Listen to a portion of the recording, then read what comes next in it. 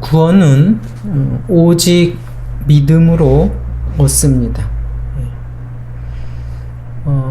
장로교회의 역사를 통해 반복된 진리이고 교리입니다.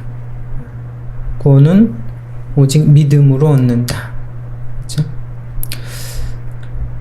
어떤 사람의 성품이나 행위로 아니면 세상의 어떤 것으로도 여러분 구원을 받을 수 없다라는 거죠.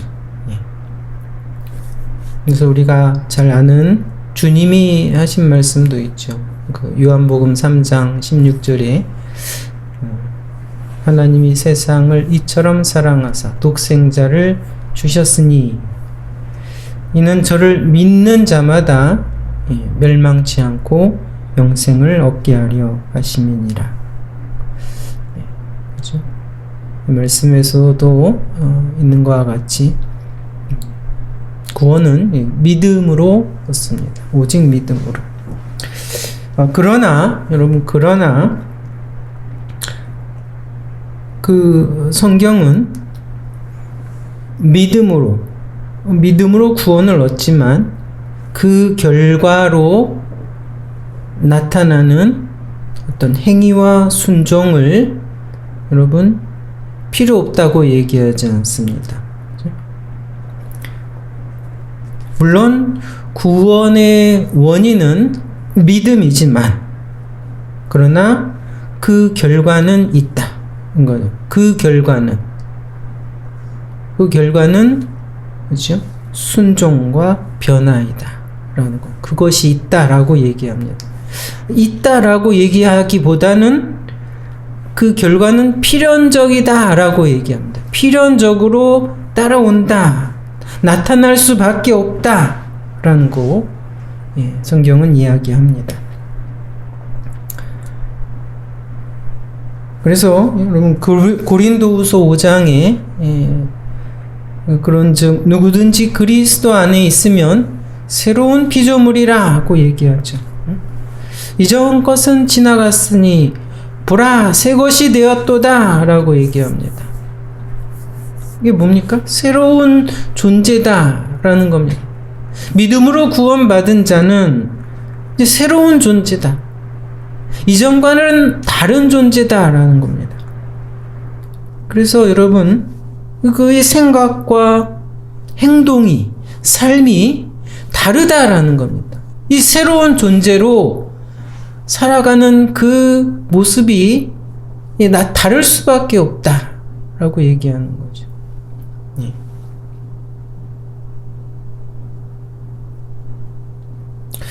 자, 근데 오늘 본문에서도 그런 얘기를 합니다. 본문 마태복음 7장 21절에 보면 거짓 선자들에게 대한 경고를 하시면서 이런 말씀을 하십니다. 나더러 주여 주여 하는 자마다 천국에 다 들어갈 것이 아니요 다만 하늘에 계신 내 아버지의 뜻대로 행하는 자라야 들어가리라. 이 말씀은 마치 행위 구원을 말씀하시는 것 같아요. 행위로 구원을 얻는 것처럼 보이죠. 아버지의 뜻대로 행하는 자라야. 근데 여기선 이것은 행위 구원을 의미하는 것이 아니라 믿음의 필연성을 강조하는 것입니다. 믿음으로 구원을 얻었다면, 너희가 참 믿음을 가지고 있다면 그 결과가 필연적으로 따라온다. 이것을 강조하는 주님의 말씀이다. 이겁니다.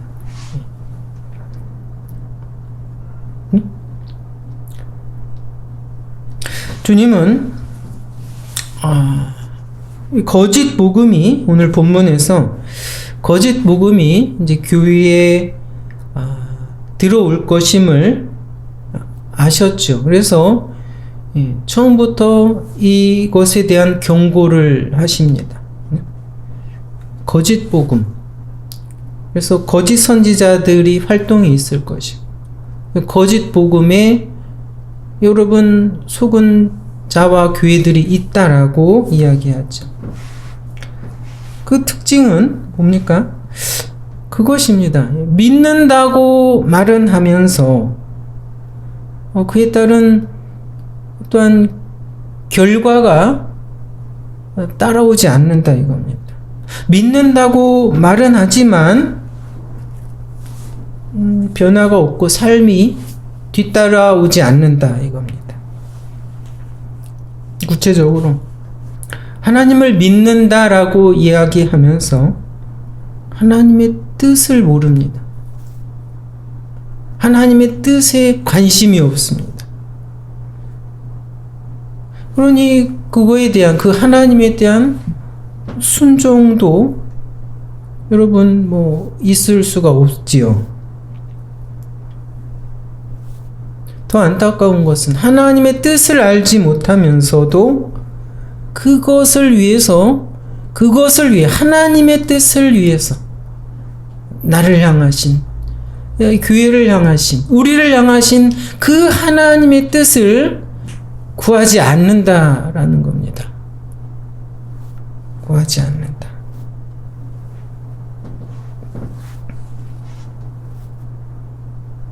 그러면 거기서 여러분 점검할 필요가 있습니다.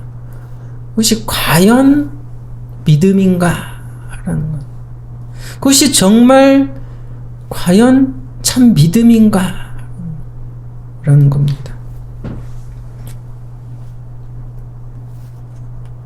마지막 때 주님께서도 그걸 물어보시지 않겠습니까?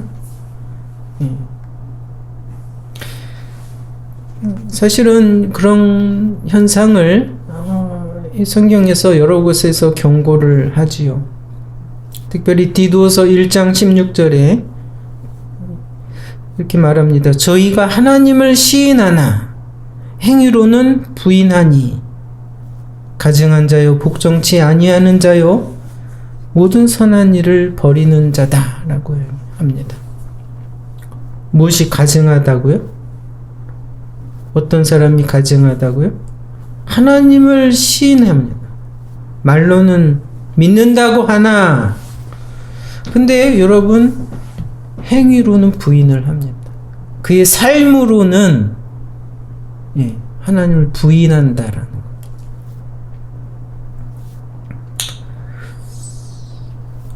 오늘 마태복음 7장 15절부터 본문에 이렇게 거짓 선지자들에 대해서 그 특징을 이야기합니다. 15절, 오늘 본문 15절 보면 거짓 선지자들을 삼가라. 양의 옷을 입고 너희에게 나오나 속에는 노략질하는 일이라. 이렇게 거짓 선지자를 표현했습니다. 양의 옷을 입고 있는데 뭐라고요? 실제는 일이다 이겁니다.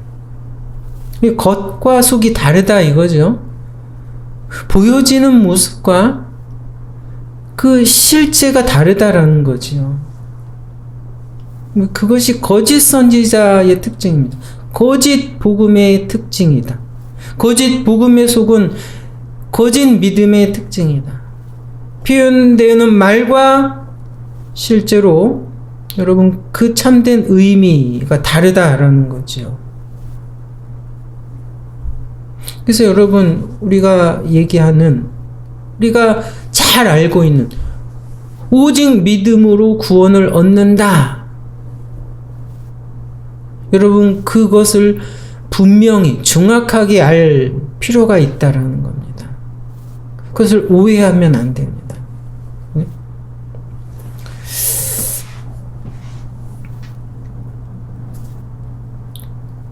여러분 이 말하는 게 똑같은 말을 하면 겉으로 보여지는 것이 똑같으면 어떻게 구별을 하기가 쉽지 않죠. 구별을 하기가 쉽지 않습니다. 근데 결국은 분명히 드러난다라고 얘기합니다. 그것을 오늘 본문의 열매로 예수님이 이 설명을 합니다. 17절에 보면 16절부터 보면 그 열매로 그들을 알지니 가시나무에서 포도를 또는 엉겅퀴에서 무화과를 따겠느냐. 17절 이와 같이 좋은 나무마다 아름다운 열매를 맺고 못된 나무가 나쁜 열매를 맺나니 좋은 나무가 나쁜 열매를 맺을 수 없고 못된 나무가 아름다운 열매를 맺을 수 없느니라. 여러분 너무나 분명하고 또 쉬운 설명이죠. 그렇죠? 요즘은 쌀이 나무에서 열리는지 벼에서 열리는지도 잘 모르는 그런 아이들이 이제 많은데, 여러분 사실 이 농부들은 뭐 분명히 알지요. 이게 포도나무인지 사과나무인지 배나무인지, 그리고 나무만 보아도 잎만 보아도 뭐 분명히 뻔하게 아는데, 그러나 여러분 일반 사람들은, 특히 여러분 요즘 청소년들은 그걸 구분할 수가 없죠. 잎만 보고서 이게 나무만 보고 사과나무인가? 이게 배나무인가? 포도나무인가? 여러분 그런데 잘 모르는 일반 사람도 그렇죠? 결국은 아주 쉽게 분명하게 알 수 있다라는 겁니다. 무엇을 보면요? 그 열매를 보면, 그 열매를 보면 포도가 열린 걸 보고 이 포도나무구나 분명히 알게 된다라는 겁니다.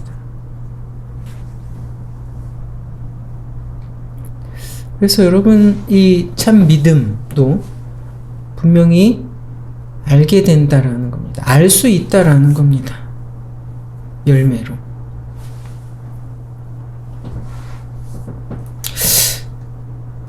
열매가 뭘까요? 오늘 제목이 믿음의 열매다고 하는데, 열매, 믿음의 열매, 참 믿음의 열매가 무엇일까요? 그 열매를 보면 그것이 참 믿음인지, 정말 예수님을 믿는지 아닌지 알 수 있는데 그 열매가 무엇일까요?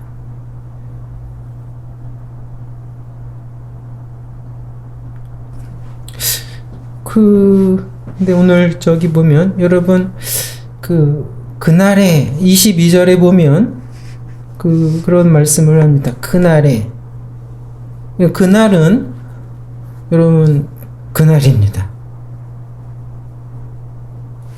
주님 앞에 서게 되는 날, 그죠? 주님 앞에 심판대 앞에 서게 되는 날, 그날이죠. 뭐라고 합니까? 그날의 이 모습을 주님이 이렇게 묘사를 합니다. 22절 그날에 많은 사람이 나더러 이르되 주여 주여 우리가 주의 이름으로 선지자 노릇하며 주의 이름으로 귀신을 쫓아내며 주의 이름으로 많은 권능을 행치 아니하였나이까.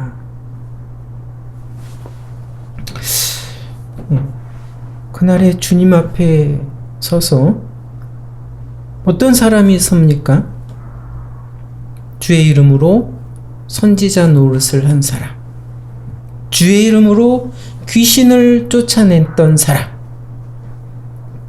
주님의 이름으로 많은 능력을, 많은 업적을 행한 사람. 여러분 이런 것들이 분명한 여러분 증거가 되지 않을까요? 하나님 주님 앞에 예수님의 이름으로 여러분 직분을 했습니다. 목사를 몇십 년을 했습니다. 장로를 하고 교회를 하면서 때로는 주님의 이름으로, 그렇죠? 이 기적 같은 치유의 행함도 일어났습니다. 교회에서 주님의 이름으로 참 많은 일들을 행하기도 했다라는.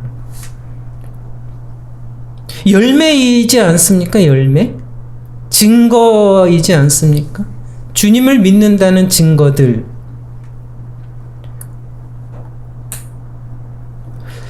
여러분, 근데 주님은 아닐 수 있다 라고 얘기합니다. 그것이 아닐 수 있다.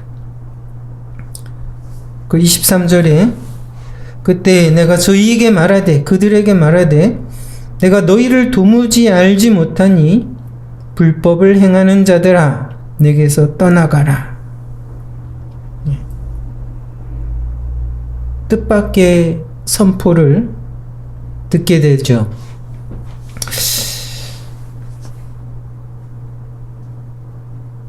여러분, 이러한 주님의 이름으로 선지자 노릇하고 이적을 행하고 권능을 행하는 것이 뭐 잘못됐다, 그러면 안 된다, 이 말이 아닙니다.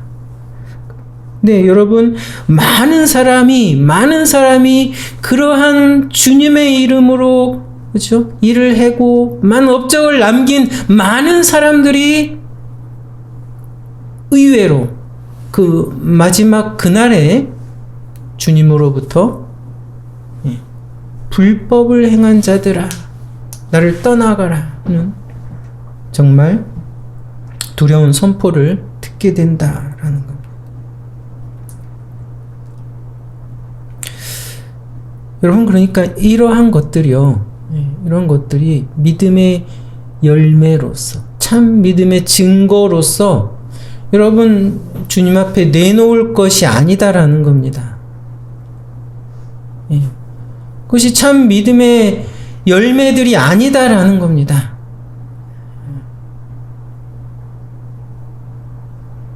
보통은 그것이라면 이거 진짜다 라고 의심하지 않게 되죠, 사람들은. 근데 그것이 참 믿음의 열매가 아니다라고 얘기합니다.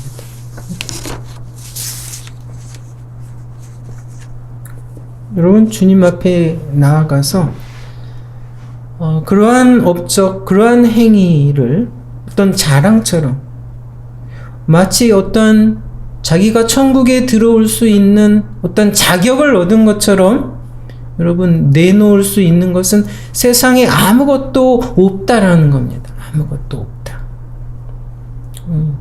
장로를 30년, 목사를 30년, 여러분 교회에서 그 많은 일들을 해도 그것을 여러분 그날의 주님 앞에 내놓을 수 있는 여러분 자랑거리가 못 된다 이겁니다. 천국에 나는 들어올 수 있습니다, 이런 자격이나 조건처럼 내놓을 수 없다는 겁니다. 천만에.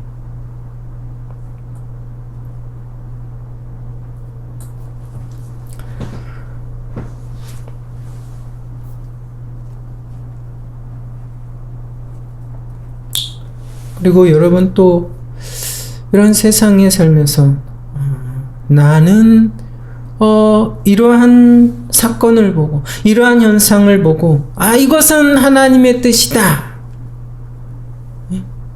자기는 분명히 아주 뻔히 아는 것처럼 말하는 것, 그것은 거짓 선지자들의 특징입니다. 그것이 거짓 선지자들의 특징. 작년부터 올해는 여러분 코로나19로 좀 아주 처음 어떻게 보면 우리 과거에는 있었지요. 근데 또 우리가 살아가는 우리들에겐 처음 겪어보는 그런 시대입니다. 이게 무엇일까? 이 코로나19가 무엇일까? 이것은 하나님이 무엇을 의미하는 것이다 라고 여러분 이렇게 뻔히 자기만은 분명히 아는 것처럼 여러분 이렇게 얘기하는 것은 조심스러워야 합니다.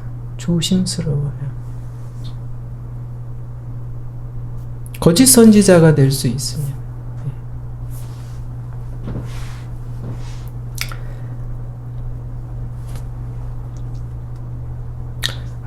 여러분 그래서 기도해야 한다라는 겁니다. 이러한 때에 기도해야 한다라는 겁니다.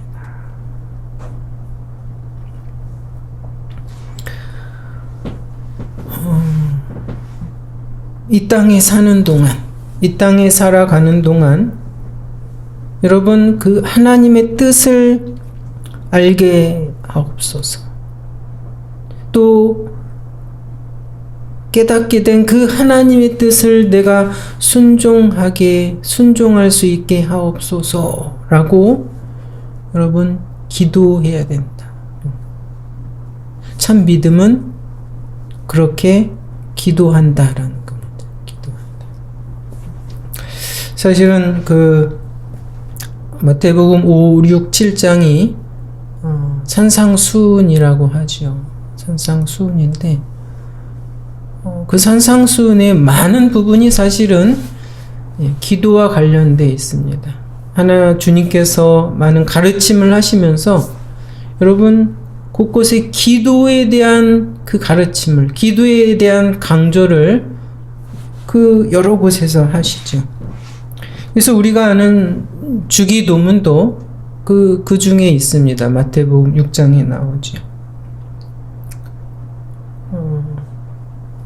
주님이 가르쳐 주신 그 기도, 먼저는 하나님의 이름을 위해서, 그의 나라를 위해서, 그리고 세 번째가 그의 뜻을 위해서 기도하는 기도이죠.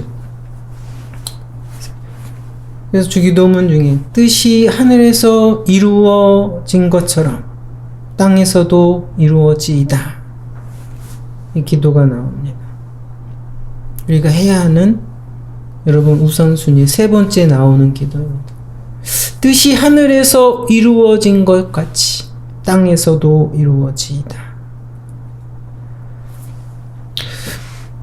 이 뜻은 하나님의 뜻이죠. 하나님의 뜻인데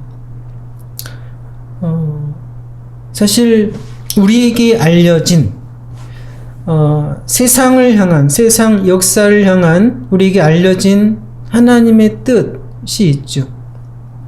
세상에서 하나님께서 구원의 역사를 이루어 가시고 완성하실 것이다.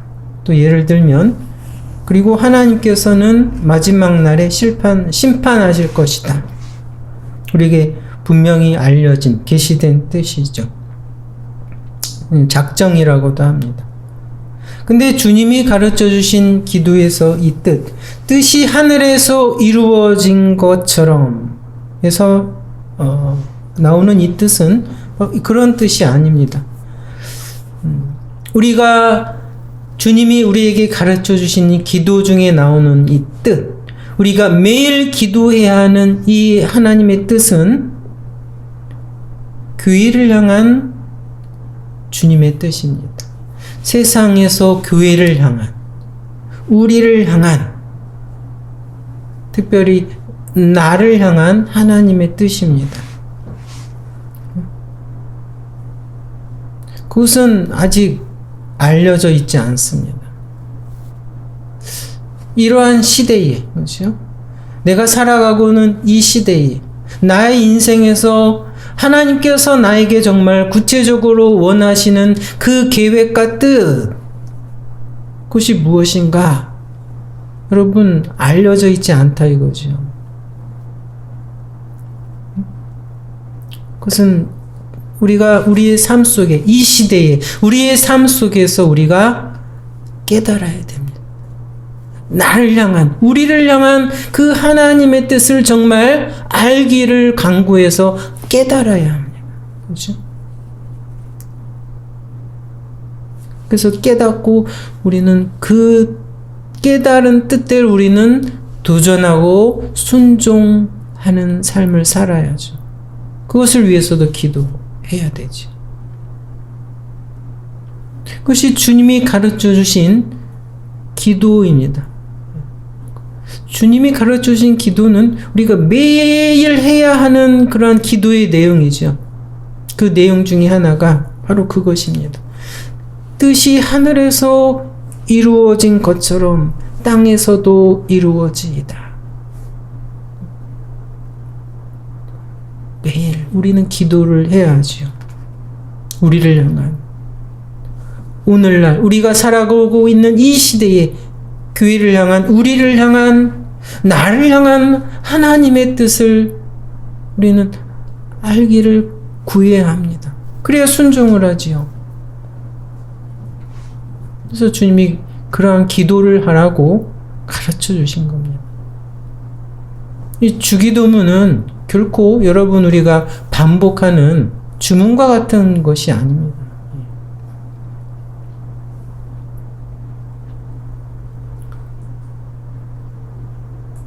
언제까지 그러한 기도를 해야 됩니까? 여러분, 언제까지 이 시대의 나를 향한, 우리를 향한 그 주님의 뜻을 깨닫고 하나님 순종하기를 원합니다. 순종할 수 있게 주님 힘을 주시고 도우소서. 이러한 기도를 언제까지 해야 될까요? 마지막까지, 숨을 거두기까지 그것이 기도를 해야 하지요.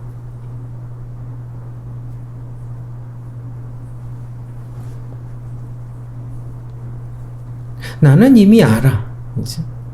나는 이미 그 큰 일을 이루었어. 나는 이미 수십 년 동안 하나님의 선지자로 해왔어. 난 이미 됐어. 여러분, 참 믿음은 그러한 얘기를, 그러한 주장을 결코 하지 않는다라는 겁니다. 참 믿음은 어떻게 한다고요?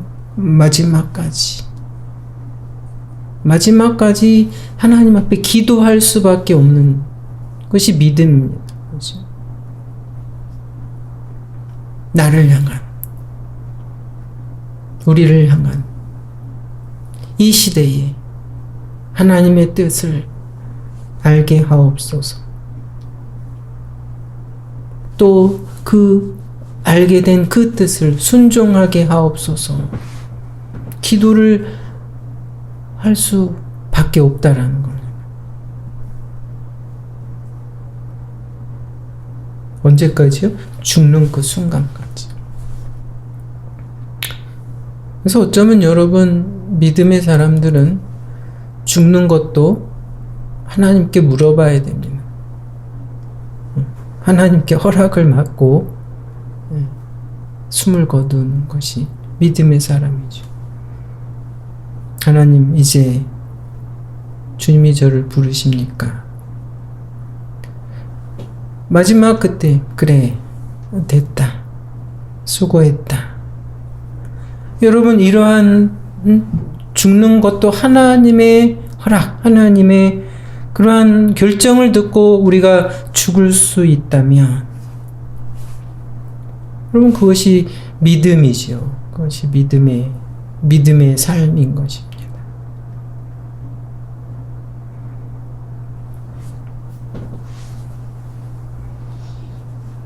그래서 보네번은 믿음 있는 자는 순종하고 순종하는 자가 믿는다, 그런 얘기를 했는데,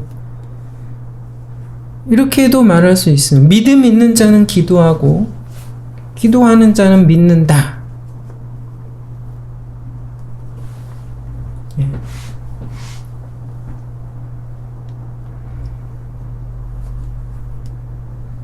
참 믿음의 열매가 여러분 무엇인가? 잘 생각해 볼 필요가 있습니다. 여러분, 예수님을 믿는다는 것,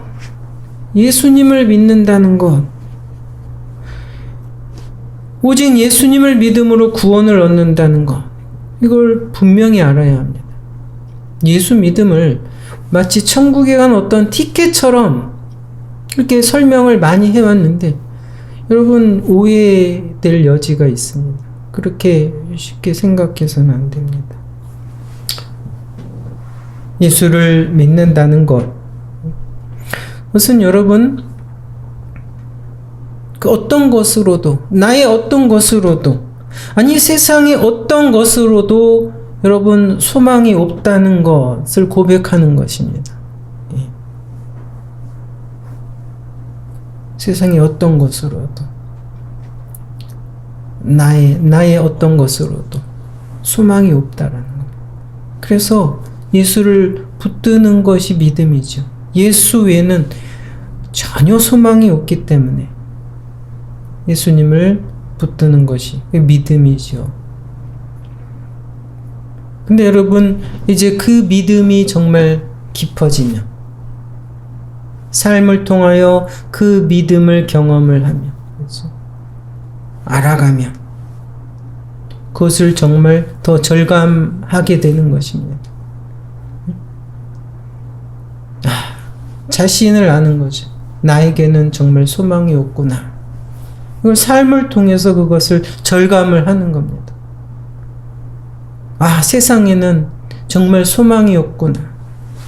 경험을 하면서 그것을 정말 경험을 하면서 절감을 하는 거죠. 예수 외에는 소망이 없구나.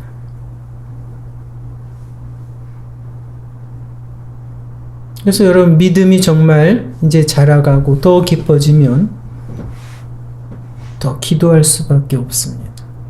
기도할 수밖에 없다라는 겁니다. 네. 주여, 주님께만 소망이 있습니다. 우리를 향한, 나를 향한 주님의 뜻을 알기를 원합니다. 내 뜻이 아니라 주님의 뜻을, 그것을 알길 원하고 그것을 순종하는 그런 삶을 살길 원합니다. 기도하는 것이죠. 이것이 믿음이죠. 믿음으로 나타나는 증거들. 그러니까 지난주에 심령이 가난한 자는 복이 있나니 라고 했죠. 그때 마찬가지입니다. 심령이 가난한 것. 자신에 대해 소망이 없는 거죠. 하나님을 붙들 수밖에 없는 간절한, 그렇죠? 가난한 심령. 그래서 기도할 수밖에 없는 그러한 사람, 그러한 심령. 이 복 있는 자라는 겁니다.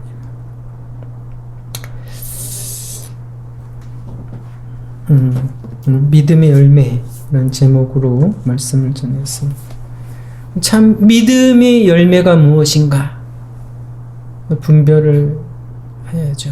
분별을 하고 그 참 믿음의 열매를 맺으며 살아가는 우리의 삶이 되기를 주님의 이름으로 기도합니다.